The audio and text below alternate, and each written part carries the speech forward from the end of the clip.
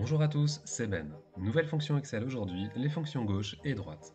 Cas pratique du jour, des villes, des départements, bref. Coucou, une minute, c'est la poste.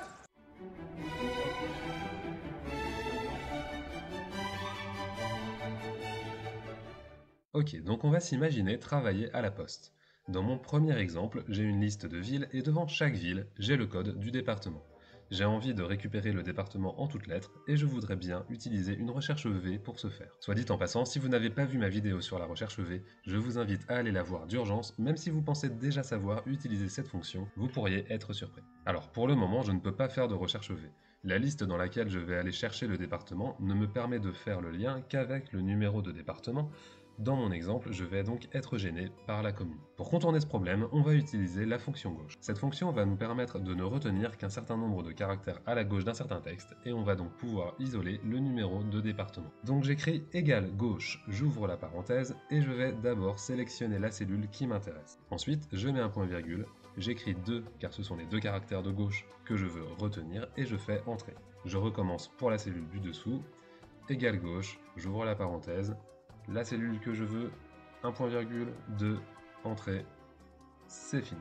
Bon, pour les suivantes, on double-clique sur la petite croix noire et on remplit tout en une seule fois. Maintenant, je peux faire ma recherche V. Donc, je fais égal recherche V, j'ouvre la parenthèse, je sélectionne mon code de département comme valeur cherchée, un point virgule, je vais sélectionner ma table matrice, je mets la deuxième colonne, faux pour avoir la valeur exacte, je ferme la parenthèse, entrée, et ça ne marche pas. Et oui, parce qu'avec la fonction gauche, Excel nous renvoie systématiquement une valeur textuelle. Pour Excel, la fonction gauche vise à travailler sur du texte et il n'imagine pas que le résultat puisse être du numérique. Or, dans la table matrice, ce sont des valeurs numériques qu'il va chercher. Et donc là, je vais en profiter pour vous présenter une nouvelle fonction, la fonction convertir en numérique, CNUM ou CNUM pour les intimes.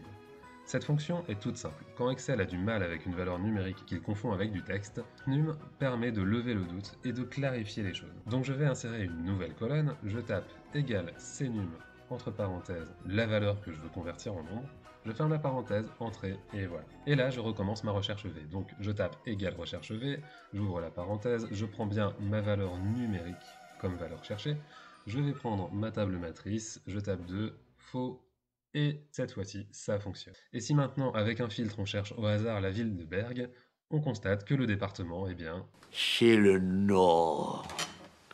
Tu m'as demandé, mon petit, c'est le Nord. M'en fous, j'irai pas. Quoi?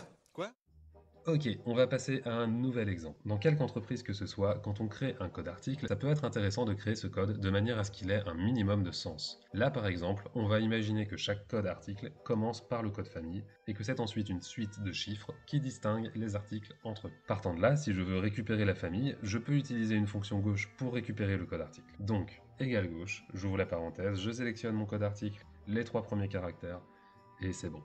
Partant de là, je peux de nouveau faire une recherche V et récupérer ma famille article. Enfin, j'ai parlé pour le moment de la fonction gauche, mais vous vous imaginez bien que c'est la même chose pour la fonction droite. Donc, dernier exemple, on va imaginer que les bureaux de poste sont identifiés comme étant principaux ou secondaires, puisque évidemment dans les grandes villes, on peut avoir plusieurs bureaux de poste. Je ne sais pas si cette hiérarchisation existe en réalité, mais peu importe, on va utiliser la fonction droite pour repérer le type de chaque bureau. Donc c'est exactement comme pour la fonction gauche. J'écris égal droite, j'ouvre la parenthèse, je sélectionne la cellule et le nombre de caractères que je veux retenir. En l'occurrence, ce sont les 6 derniers qui m'intéressent. J'étire cette formule jusqu'en bas et c'est terminé.